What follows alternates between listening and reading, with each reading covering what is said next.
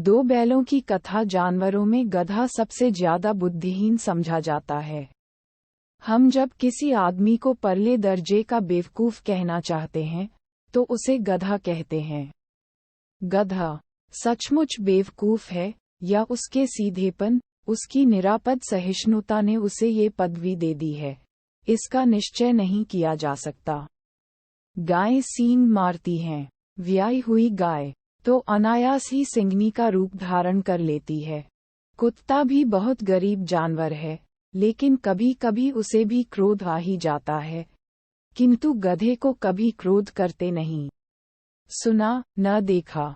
जितना चाहो गरीब को मारो, चाहे जैसी खराब सड़ी हुई घास सामने डाल दो, उसके चेहरे पर कभी असंतोष की छाया भी न दिखाई देगी।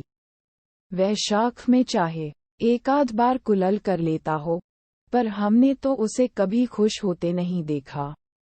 उसके चेहरे पर एक विषाद स्थायी रूप से छाया रहता है। सुख दुख, हानि लाभ, किसी भी दशा में उसे बदलते नहीं देखा। ऋषियों मुनियों के जितने गुण हैं वे सभी उसमें पराकाष्ठा को पहुंच गए हैं, पर आदमी उसे बेवकूफ कहता है। सद्गुणों का इतना अनादर कहीं नहीं देखा। कदाचित सीधापन संसार के लिए उपयुक्त नहीं है। देखिए न भारतवासियों की अफ्रीका में क्या दुर्दशा हो रही है।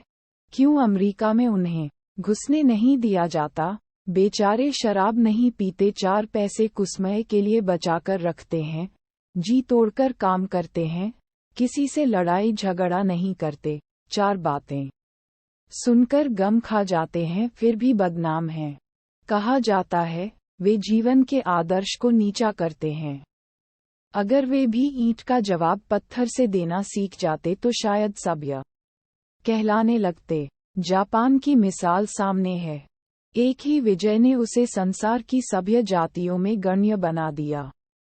लेकिन गधे का एक छोटा भाई और भी है, जो उससे कम ही गधा है, और वह है बैल। जिस अर्थ में हम गधे का प्रयोग करते हैं, कुछ उसी से मिलते जुलते अर्थ में बछिया के ताव का भी प्रयोग करते हैं। कुछ लोग बैल को शायद बेवकूफों में सर्वश्रेष्ठ कहेंगे, मगर हमारा विचार ऐसा नहीं है।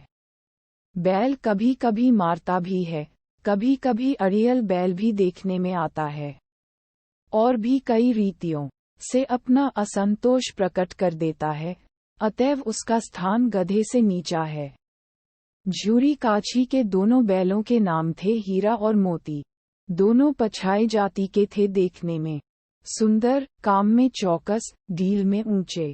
बहुत दिनों साथ रहते रहते दोनों में भाईचारा हो गया था। दोनों आमने सामने या आसपास बैठे हुए एक दूसरे से मूक भाषा में विचार विनिमय करते थे। एक दूसरे के मन की बात कैसे समझ जाता था, हम नहीं कह सकते।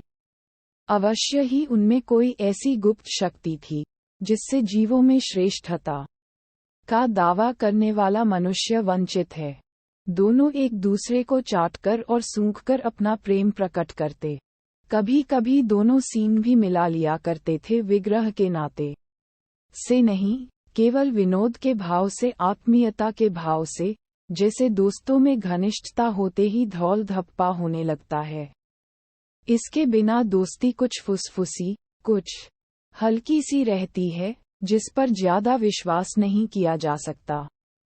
जिस वक्त ये दोनों बैल हल या गाड़ी में जोत दिए जाते और गर्दन हिला हिलाकर चलते, उस वक्त हर एक की यही चेष्टा होती थी कि ज्यादा से ज्यादा बोझ मेरी ही गर्दन पर रहे।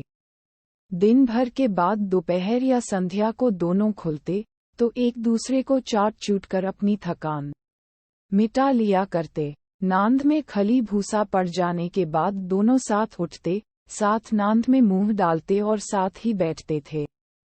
एक मुंह हटा लेता तो दूसरा भी हटा लेता था।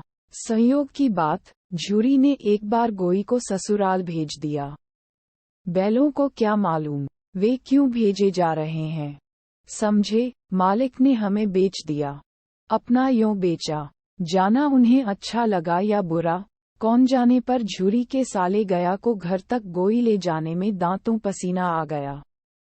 पीछे से हाँकता तो दोनों दाएं बाएं भागते, पगहिया पकड़कर आगे से खींचता तो दोनों पीछे को जोर लगाते, मारता तो दोनों सींग नीचे करके हुंकारते। अगर ईश्वर ने उन्हें वाणी दी होती तो झूरी से पूछते, तुम हम गरीबों को क्यों निकाल रहे हो? हमने तो तुम्हारी सेवा करने में कोई कसर नहीं उठा रखी। अगर इतनी मेहनत से काम न चलता था तो और काम ले लेते। हमें तो तुम्हारी चाकरी में मर जाना कबूल था। हमने कभी दाने चारे की शिकायत नहीं की। तुमने जो कुछ खिलाया वह सिर झुकाकर खा लिया, फिर तुमने हमें इस जालिम के हाथ क्यों बेच दिया? संध्या समय दोनों बैल अपने नए स्थान पर पहुंचे। दिन भर के भूखे थे, लेकिन जब नांद में लगाए गए तो एक ने भी उसमें मुंह न डाला। दिल भारी हो रहा था। जिसे उन्होंने अपना घर समझ रखा था वह आज उनसे छूट गया था। यह नया घर, नया गांव, नए आदमी उन्हें बेगानों से लगते थे। दोनों ने अपनी मूक भाषा में सलाह की, एक दूसरे को कनखियों से देखा और लेट गए। जब गांव में सोता पड़ गया तो दोनों ने जोर मारकर पगहें तुड़ा डाले और घर की तरफ चले। पगहें बहुत मजबूत थे। अनुमान न हो सकता था कि कोई बैल उन्हें तोड़ सकेगा, पर इन दोनों में इस समय दूनी शक्ति आ गई थी। एक एक झटके में रस्सियां टूट गई।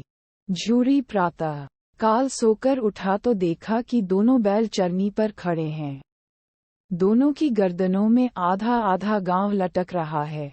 घुटने तक पांव कीचड़ से भरे हैं और दोनों की आंखों में विद्रोहमय स्नेह झलक रहा है। झूरी बैलों को देखकर स्नेह से गदगद हो गया। दौड़कर उन्हें गले लगा लिया। प्रेमालिंगन और चुंबन का वह दृश्य बड़ा ही मनोहर था। घर और गांव के लड़के जमा हो गए और तालियां बजा बजाकर उनका स्वागत करने लगे। गांव के इतिहास में ये घटना अभूतपूर्व न होने पर भी महत्वपूर्ण थी। बाल सभा ने निश्चय किया, दोनों पशु वीरों को अभिनंदन पत्र देना चाहिए। कोई अपने घर से रोटियां लावा, कोई गुड़, कोई चोकर, कोई भूसी। एक बालक ने कहा, ऐसे बैल किसी के पास न होंगे। दूसरे ने समर्थन किया, इतनी दूर से दोनों अकेले चले आए। तीसरा बोला, बैल नहीं हैं, वे उस जन्म के आदमी हैं। इसका प्रतिवाद करने का किसी को साहस न हुआ। झूरी की स्त्री ने बैलों को द्वार पर देखा तो जल उठी। बोली, कैसे नमकहराम बैल हैं कि एक दिन वहां काम न किया, भाग खड़े हुए। झूरी अपने बैलों पर यह आक्षेप न सुन सका, नमकहराम क्यों हैं? चारा दाना न दिया होगा तो क्या करते? स्त्री ने रोब के साथ कहा, बस तुम ही तो बैलों को खिलाना जानते, और तो सभी पानी पिला पिलाकर रखते हैं। झूरी ने चिढ़ाया, चारा मिलता तो क्यों भागते? स्त्री चिड़ी, भागे इसलिए कि वे लोग तुम जैसे बुद्धों की तरह बैलों को सहलाते नहीं, खिलाते हैं तो रगड़कर जोतते भी हैं। ये दोनों ठहरे कामचोर भाग निकले। अब देखें कहाँ से खली और चोकर मिलता है। सूखे भूसे के सिवा कुछ न दूंगी, खाएं चाहे मरें। वही हुआ। मजूर को कड़ी ताकीद कर दी गई कि बैलों को खाली सूखा भूसा दिया जाए। बैलों ने नांद में मुंह डाला तो फीका फीका, न कोई चिकनाहट न कोई रस। क्या खाएं? आशा भरी आंखों से द्वार की ओर ताकने लगे। झूरी ने मजूर से कहा, थोड़ी सी खली क्यों नहीं डाल देता बे? मालकिन मुझे मार ही डालेंगी। चुरा कर डाला। न दादा, पीछे से तुम भी उन्हीं की सी कहोगे। दूसरे दिन झूरी का साला फिर आया और बैलों को ले चला। अब की उसने दोनों को गाड़ी में जोता। 2-4 बार मोती ने गाड़ी को सड़क की खाई में गिराना चाहा, पर हीरा ने संभाल लिया। वह ज्यादा सहनशील था।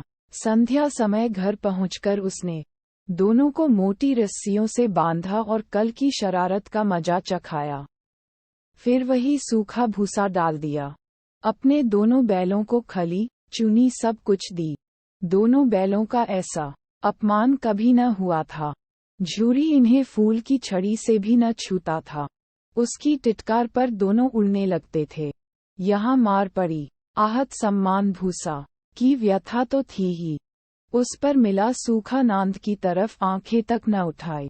दूसरे दिन गया ने बैलों को हल में जोता, पर इन दोनों ने जैसे पांव न उठाने की कसम खा ली थी। वह मारते मारते थक गया, पर दोनों ने पांव न उठाया। एक बार जब उस निर्दयी ने हीरा की नाक पर खूब डंडे जमाए, तो मोती का गुस्सा काबू के बाहर हो गया। हल लेकर भागा। हल, रस्सी, जुआ, जोत सब टूट टाट कर बराबर हो गया। गले में बड़ी बड़ी रस्सियां न होती तो दोनों पकड़ाई में न आते। हीरा ने मूक भाषा में कहा, भागना व्यर्थ है। मोती ने उत्तर दिया, तुम्हारी तो इसने जान ही ले ली थी, अब की बड़ी मार पड़ेगी। पड़ने दो, बैल का जन्म लिया है तो मार से कहाँ तक बचेंगे। गया 2 आदमियों के साथ दौड़ा आ रहा है, दोनों के हाथों में लाठियां हैं। मोती बोला, कहो तो दिखा दूं कुछ मजा, मैं भी लाठी लेकर आ रहा है। हीरा ने समझाया, नहीं भाई, खड़े हो जाओ, मुझे मारेगा तो मैं भी 1-2 को गिरा दूंगा। नहीं, हमारी जाति का ये धर्म नहीं है। मोती दिल में ऐंठ कर रह गया। गया आ पहुंचा और दोनों को पकड़ कर ले चला। कुशल हुई कि उसने इस वक्त मारपीट न की, नहीं तो मोती भी पलट पड़ता। उसके तेवर देखकर गया और उसके सहायक समझ गए कि इस वक्त टाल जाना ही मसलहत है। आज दोनों के सामने फिर वही सूखा भूसा लाया गया। दोनों चुपचाप खड़े रहे। घर के लोग भोजन करने लगे। उस वक्त छोटी सी लड़की 2 रोटियां लिए निकली और दोनों के मुंह में देकर चली गई। उस एक रोटी से इनकी भूख तो क्या शांत होती, पर दोनों के हृदय को मानो भोजन मिल गया। यहाँ भी किसी सज्जन का वास है। लड़की भैरों की थी, उसकी माँ मर चुकी थी। सौतेली माँ उसे मारती रहती थी, इसलिए इन बैलों से उसे एक प्रकार की आत्मीयता हो गई थी। दोनों दिन भर जोते जाते, डंडे खाते, अड़ते। शाम को थान पर बांध दिए जाते और रात को वही बालिका उन्हें 2 रोटियां खिला जाती। प्रेम के इस प्रसाद की यह बरकत थी कि 2-2 गाल सूखा भूसा खाकर भी दोनों दुर्बल न होते थे, मगर दोनों की आंखों में, रोम रोम में विद्रोह भरा हुआ था। एक दिन मोती ने मूक भाषा में कहा, अब तो नहीं सहा जाता। हीरा, क्या करना चाहते हो? एकाध को सींगों पर उठाकर फेंक दूंगा। लेकिन जानते हो, वह प्यारी लड़की जो हमें रोटियां खिलाती है, उसी की लड़की है जो इस घर का मालिक है। ये बेचारी अनाथ न हो जाएगी तो मालकिन को न फेंक दूं। वही तो उस लड़की को मारती है, लेकिन औरत जात पर सींग चलाना मना है। ये भूले जाते हो, तुम तो किसी तरह निकलने ही नहीं देते। बताओ, तुड़ाकर भाग चलें? हाँ, यह मैं स्वीकार करता हूँ, लेकिन इतनी मोटी रस्सी टूटेगी कैसे? इसका एक उपाय है। पहले रस्सी को थोड़ा सा चबा लो, फिर एक झटके में जाती है। रात को जब बालिका रोटियां खिलाकर चली गई, दोनों रस्सियां चबाने लगे, पर मोटी रस्सी मुंह में न आती थी। बेचारे बार बार जोर लगाकर रह जाते थे। सहसा घर का द्वार खुला और वही लड़की निकली। दोनों सिर झुकाकर उसका हाथ चाटने लगे। दोनों की पूंछें खड़ी हो गईं। उसने उनके माथे सहलाए और बोली, खोले देती हूँ, चुपके से भाग जाओ, नहीं तो यहाँ लोग मार डालेंगे। आज घर में सलाह हो रही है कि इनकी नाकों में नाथ डाल दी जाए। उसने गांव खोल दिया, पर दोनों चुपचाप खड़े रहे। मोती ने अपनी भाषा में पूछा, अब चलते क्यों नहीं? हीरा ने कहा, चलें तो, लेकिन कल इस अनाथ पर आफत आएगी, सब इसी पर संदेह करेंगे। सहसा बालिका चिल्लाई, दोनों फूफा वाले बैल भागे जा रहे हैं। ओ दादा, दादा, दोनों बैल भागे जा रहे हैं, जल्दी दौड़ो। गया हड़बड़ाकर भीतर से निकला और बैलों को पकड़ने चला। वे दोनों भागे। गया ने पीछा किया, और भी तेज हुए। गया ने शोर मचाया, फिर गांव के कुछ आदमियों को भी साथ लेने के लिए लौटा। दोनों मित्रों को भागने का मौका मिल गया। सीधे दौड़ते चले गए, यहाँ तक कि मार्ग का ज्ञान न रहा।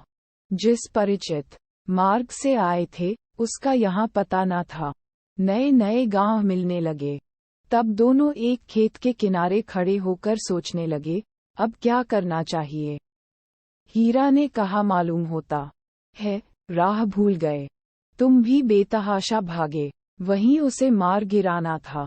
उसे मार गिराते तो दुनिया क्या कहती, वह अपना धर्म छोड़ दे, लेकिन हम अपना धर्म क्यों छोड़ें। दोनों भूख से व्याकुल हो रहे थे।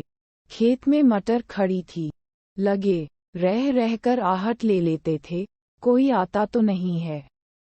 जब पेट भर गया, दोनों ने आज़ादी का धोना है, लेकिन न भिड़ने पर भी जान बचती नहीं नजर आती। इन्हीं की तरफ आ भी रहा है।